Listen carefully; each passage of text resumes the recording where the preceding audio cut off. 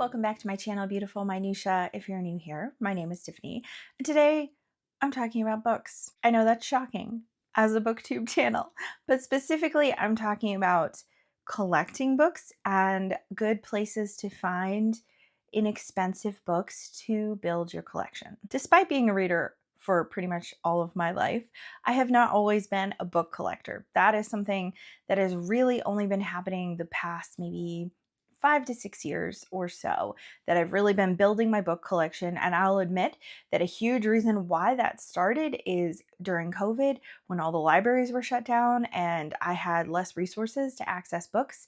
That was something that definitely spurred that on. Following that, where we live right now, we've lived here for 4.5 years, but the library system here is not great, unfortunately. We live in a really rural county, and the interlibrary loan is only in our county. It doesn't go outside of our county at all. So where I lived before this, I could get just about any book I wanted, anytime I wanted, but now my resources are far more limited, and as a result of that, I have found ways to collect books that are inexpensive. So I'm going to share a couple of those places with you, but first I want to talk about if you want to build a book collection for yourself, you want to have either a home library or you just want to have like displays of books, or you want to have more books that you own or whatever. I want to talk about how to go about building a collection. So first of all, finding what you like, what kind of books you like. For me, a lot of the books that I collect, if not most of them, are actually classics. Those will be the books you see behind me in this video. I have quite a bit of middle grade because of my daughter's age. And then also like I do have some fantasy, some sci-fi, some like really random books, but really I don't collect those as much. And I'm much more fine usually passing on those kind of books unless I find really, really good deals that I can't pass up. But more frequently, I am looking for and purchasing classics. So find what it is that you like to read, what it is that you want to collect, whether you want to purchase books that you've read before and you really, really love, and maybe you don't want to buy books you haven't read, or maybe you've read something by an author and you want to continue collecting books from that author. Also finding out, do you want to collect these books because you actually want to read them, or are you collecting books that are really pretty for the aesthetic? And there's nothing wrong with that. There's nothing wrong with wanting to collect beautiful editions, especially of books that you already love. There are quite a few books that I have multiple editions of because they're favorites. And so I love having multiple beautiful editions. I have quite a few editions of Pride and Prejudice, of Little Women, of books like that that I really, really love. And so I've found really pretty editions over the years. And so there are some books that I have more than one edition of because they're just so pretty. If you are collecting for the aesthetic, I definitely want to encourage you to be extra patient. I think that book collecting in general requires patience, unless you're just buying brand new books, which a lot of people do. I personally cannot afford that. So when I have lots of books, a lot of the books I've gotten for free are really inexpensive. And so all of that makes it a lot easier to collect books, but you need to be patient. It is a treasure hunt when you are trying to find books in general. In the resources that I'm going to give you, it's not as easy as just ordering a brand new copy off of Amazon, especially if you're looking for a particular edition or you want your books to match, or things like that. You might be holding out waiting for that perfect book, and that requires patience when you're really prioritizing the quality of the book, like the edition itself, or prioritizing the way that it looks. I will be honest that I am not necessarily that picky when it comes to things matching. A lot of times I do prioritize price over quality because I'm not one of those people that feels like every edition of a classic I have has to be like a Penguin classic or an Oxford World classic, or everything that I own by this author needs to be the same edition. I don't necessarily feel that way. I mean, I do kind of like, if I'm buying a book brand new, I do want the editions to match. Like if I'm buying like a fantasy series, like I want them all to be the hardcover, all to be the paperback, if I'm buying them like full price, brand new. But in the case of this video, I'm trying to give you tips on how to find books inexpensively. And so a lot of times that does not equal brand new books, as you will see. Okay, so let's go ahead and dive in. I'm going to talk about places that you could look and find some really inexpensive books if you're looking to build your collection. So if you are a frequenter of the library, you might know that libraries often have library book sales where they are either getting rid of books on their shelves that have been sitting there for too long and have not been circulated, or donations brought in by patrons that they don't want to turn into library books. Because sometimes patrons will bring in books to donate to the library, and then they will end up putting them in circulation, but sometimes they already have those books on the shelf, or there's not a demand for that type of book, and so instead they go ahead and put them in a library book sale. There are quite a few libraries that do like Friends of the Library book sale, like annually or semi-annually, but some libraries, like my library, actually constantly has a table of books that you can buy. Obviously, some libraries are going to be more expensive than others, but do know that every single penny that you are putting in to purchase these books is supporting your local library and helping them. It's a way for them to raise funds as well. Another place that is probably relatively obvious to you is thrift stores. And again, this is one of those things where I talked about being patient. It's kind of the luck of the draw. You can't go into a thrift store like you go into a regular bookstore and just like go through and find things and be like, yes, that is what I'm looking for and it's here on the shelf. It does end up feeling a bit like a treasure hunt, especially because most thrift stores, there are exceptions, but most thrift stores don't really organize their books. I've been in a few before where they're organized according to genre, but it's not like a bookstore where they're also alphabetized and so it's easy to find them. It really is. It does take time and it does take patience, but it's usually worth it. Usually thrift store books are far cheaper than other places that you can find. And I would also recommend to you to look and see if you have a Goodwill outlet near you. I actually rarely shop at Goodwill these days because I feel like Goodwill has jacked up their prices, but there are Goodwill outlets in select locations, and that is where they send all the things that did not sell in the Goodwill store. And so they're put in these huge bins and you dig through the bins to find things, and it is much more of a treasure hunt and it takes a lot more time than a thrift store. And you will encounter books that, because they're all in this bin and people are rifling through, sometimes people are too rough and covers come off and things happen and it's kind of sad, honestly. But if you can find there, you score really big. We actually don't live near a Goodwill outlet anymore, but we did where we lived before. We had two that were close to us, and rather than charging by the book, they charged by the inch. So they would bring out a yardstick and measure my stack of books, and at the time, I don't know if it's different now, but at the time they charged 25 cents an inch. And so any book that you would get would be less than $1 for sure, but even then, like most books will be less than 25 cents a lot of times if you're getting smaller books. And so it's just really, it's fun to see how many books. There was one point where I think I ended up with 40 books for like $4 or something like that, because I was getting a lot of like paperback picture books for my daughter for school and stuff like that. And so it's really fun to see what you can have. But I have some books that I have gotten from there that are like really old, like 100-year-old books that I got in those bins and paid less than a quarter for. And so if you're willing to put in the work, it is worth it. Estate sales and yard sales are other great ways to find books. I feel like especially estate sales. Yard sales, I feel like, are hit and miss depending on what you're looking for, because you never know what kind of interests the people in the yard sale have in terms of like genre of books. But a lot of times estate sales have a lot of old books because someone has passed away and they've had these books maybe for decades and decades.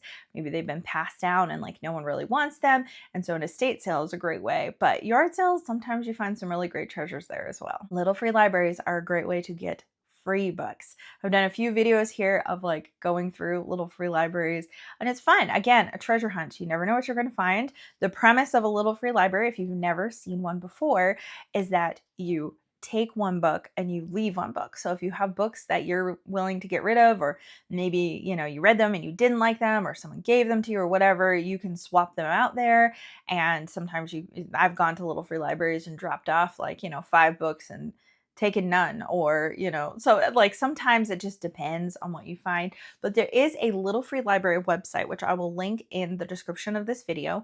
So that way you can look up, they have a map on their website so you can find the closest little free libraries to you if you have never looked before. One of the ones that's closest to us is actually close to a school. And so as a result, that is usually full of children's books, middle grade books, all that kind of stuff. But we have another one that is far more random because it has usually more adult books. And so it just depends where you are. But I have had so many books that I found in little free libraries, and it's a great opportunity to be able to try a book for free. And then if you don't like it, It's no big deal. You can bring it back. You can do anything like that. It's phenomenal. If you can find secondhand bookstores near you, and I'm not talking thrift stores, but secondhand books, like for example, near me, I have like McKay's, which I rave about all the time, which is actually like the one near us is a 2-story used bookstore.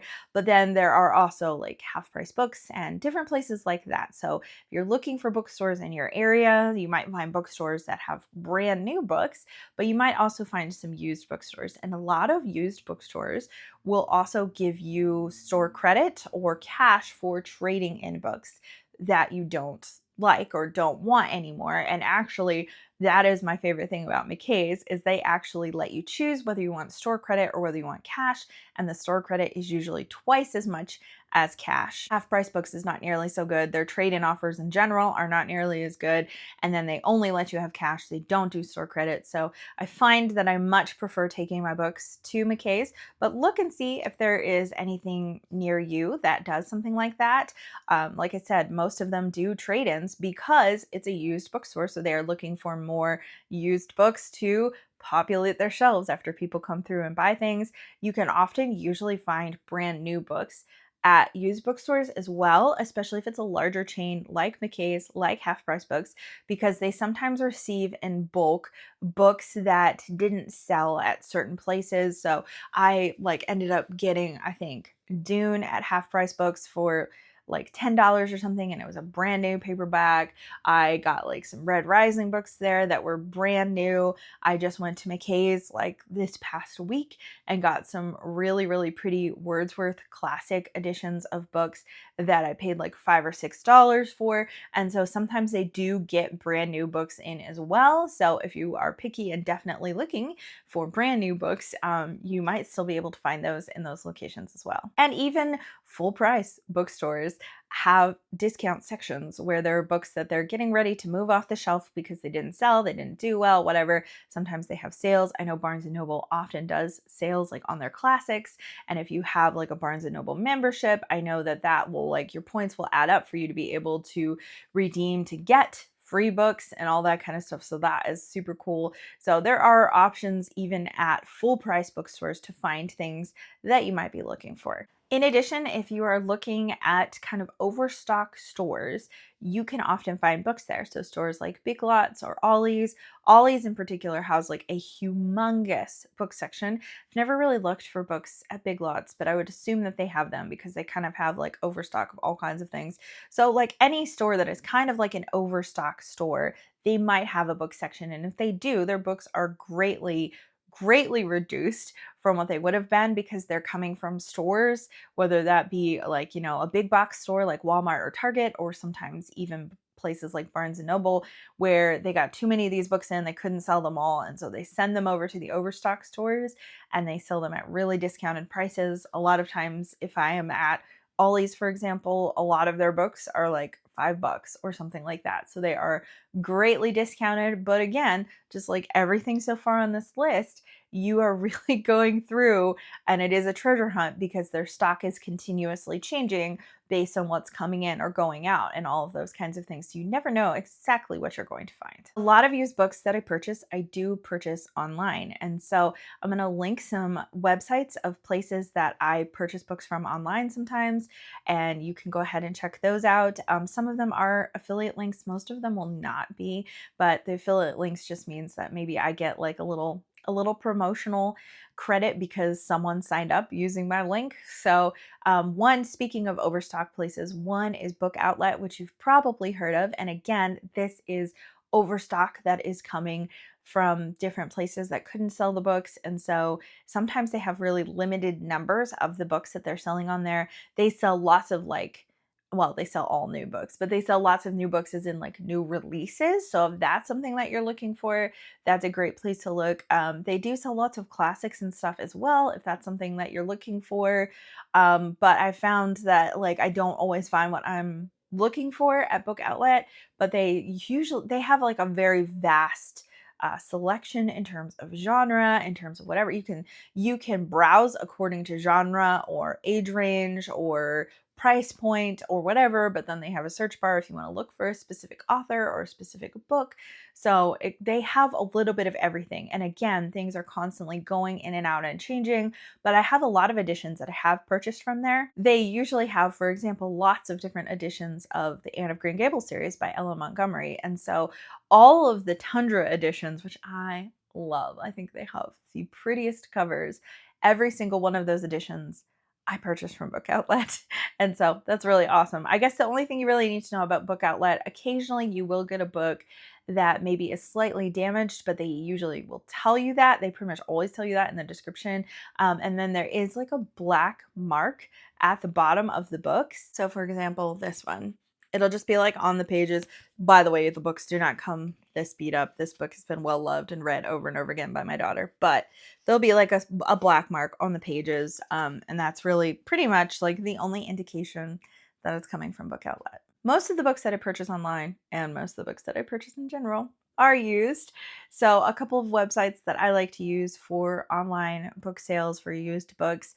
First of all, thrift books. Everyone probably knows about thrift books, but the nice thing about thrift books is that you kind of accumulate rewards as you purchase through them.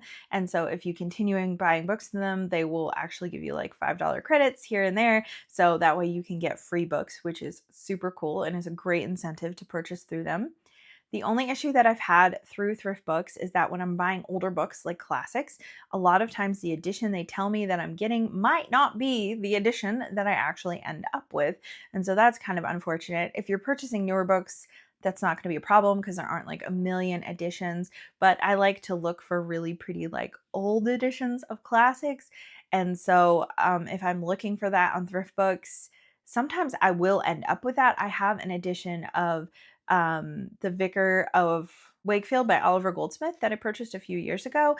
And I thought I was getting just like a regular edition. And I got this like really, really beautiful edition that was like 100 years old. And so sometimes you luck out with that kind of stuff. But if you're looking for a specific edition of like an older book that has quite a few printings, quite a few different editions, you can't always trust like the stock photo on thrift books. A couple of websites that I found to be a little bit more reliable in that area is Better World Books, who they also have rewards that you can build up there as well, but their descriptions and photos I found to be a little bit more reliable. And then also Second Sale. I found that Second Sale a lot of times is a bit more limited in their inventory than Better World Books or thrift books, and I think it's just maybe a smaller company, and so that might be why. All of those websites have kind of like a minimum amount of price that you have to reach in order to get free shipping.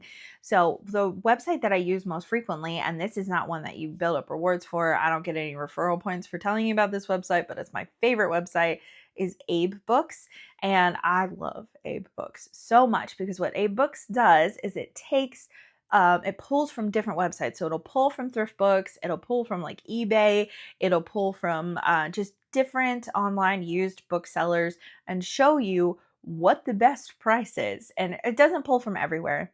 And so that's why I sometimes check these other websites as well, because sometimes it doesn't pull from, everywhere that I might look. But they have, you can look and see straight up front because they're coming from different sellers. You can see whether or not this seller offers free shipping. And there are a lot of places that do. And so as a result, you can get free shipping on just one book. You don't have to reach like a price threshold in order to receive free shipping. It just depends on whether or not that particular seller is doing that or not. But a lot of times when I am purchasing school books for my daughter, I almost always purchase them used if I can find them used. And Abe Books is always the first place that I check because it pulls from so many different places and you can compare and find the best price. And then like all of these websites will tell you the condition of the book before you purchase them, whether it's in like a like new condition, a very good condition, fair, acceptable, etc. I have found the most issues with thrift books where it will tell me a book is in very good condition and it comes and it's like, I've had ones that are like falling apart. They're usually pretty good about refunding you, but it is kind of frustrating if you wanted a book by a certain time period because you were going to read it with someone. But I found that Abe Books And actually, Better World Books and Second Sale are all, I've never gotten a book from any of those websites that are completely different than the condition that was advertised. So that's really, really nice. I already mentioned that AbeBooks pulls from eBay and stuff like that, but again, you can just search eBay if you're looking for used books. There's a lot of places on there, and there's a lot of sellers like Goodwill will also sell books online, and they often sell like through eBay. And then also Amazon. Obviously, Amazon sells tons of books anyway. You can get brand new books sometimes for really, really great deals on Amazon, but you also can buy used from Amazon. And I think there are a lot of people that don't realize that it will tell you like what the price is new, but then you can actually click on used because people sell their books used on Amazon as well. And so if you want to go that route, that is also another option where you're buying from private sellers who are just putting their book up on Amazon to be sold. A lot of people love Pango books. I've actually never purchased anything from Pango before because I find that their prices are not very competitive in comparison with if I'm going to go thrifting or if I'm going to buy from Abe Books or Thrift Books. I think Pango is more expensive than all of those. And I think that the reason for that is that people are selling their own books individually. These are like just regular humans. I mean, there might be some people who are running it like a business, but there's a lot of booktubers that I know that run Pango shops, and they're books that they have read and they decide they don't want to keep, and so they're selling them on Pango. And so as a result, pretty much every book has a shipping cost on top of just, the regular cost of the book. That can be a really fun way to support some content creators that you like to follow.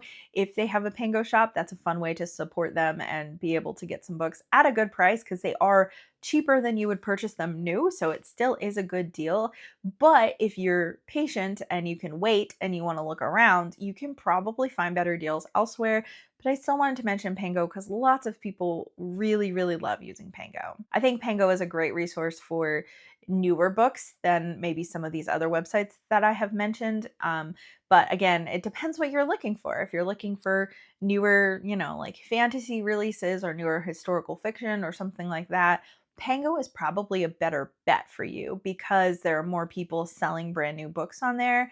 And by brand new, I mean like newer releases, although some of them are brand new. Some of them are books that they've received and then they're like, I'm actually never going to read this. I've never even opened it. So there are some like brand new books on there. But if you're looking for older books, the other websites that I mentioned are maybe a better resource. But again, as with everything, it is the luck of the draw because pretty much everything that I have mentioned to you here, if you want to find inexpensive books, it requires patience and it requires looking. And so it just depends on what the stock is on whatever website you're looking at, whatever store you're going into, whatever thrift store, little free library, yard sale, whatever you're looking at. It just kind of depends. It varies because the stock varies. But to me, that's part of the fun. And are there times I purchase brand new books or maybe I need a book right away because I'm going to be reading it with someone? Absolutely. That does definitely happen.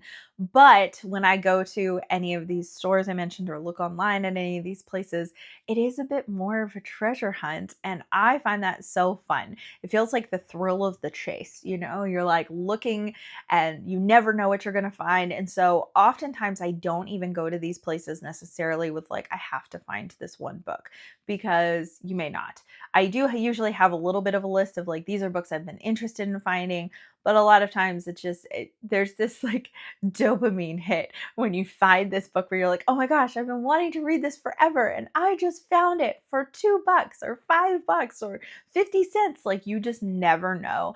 And so it's a lot of fun, I think. And that is why I have built my library over time and why I sometimes have like really big haul videos on here. It's funny because I feel like there's been a lot of talk about consumerism on BookTube in semi-recent days of people talking about how these haul videos, make people feel bad that they feel like they have to keep up with the Joneses, so to speak, in terms of having big hauls. And I have big hauls relatively frequently, as in like several times a year. And usually when I have a haul, I'm like, hey, I spent less than $10 on this, or I spent $30 on like 25 books, or like something like that. So if you're willing to hold out and if you're willing to, look through things, then you can build your library for a fraction of the price of some other people that just go and just drop hundreds of dollars because they found all these books at, Barnes and Nobles or different stores like that, where they're like, "Oh my gosh, all these new releases," and they purchase them all for full price. And I mean, if you do that and you enjoy that, good for you. But if you're like, "Oh man, I wish I could build my home library, but I just don't have the resources to do that," I hope that some of the resources that I have mentioned in this video are helpful for you if you want to build your own collection. I'd love to hear from you in the comments down below if you have any websites that you frequent or any ideas or places that you can find great books, whether they be used or new, for a fraction of the price. I'd love if you shared in the comments below, so that way we can just kind of help each other find lots of great books and be able to build up our shelves together. Thank you so much for watching. If you like this video, please hit like and also subscribe so you can continue to see more bookish content from me, and I will see you again next time.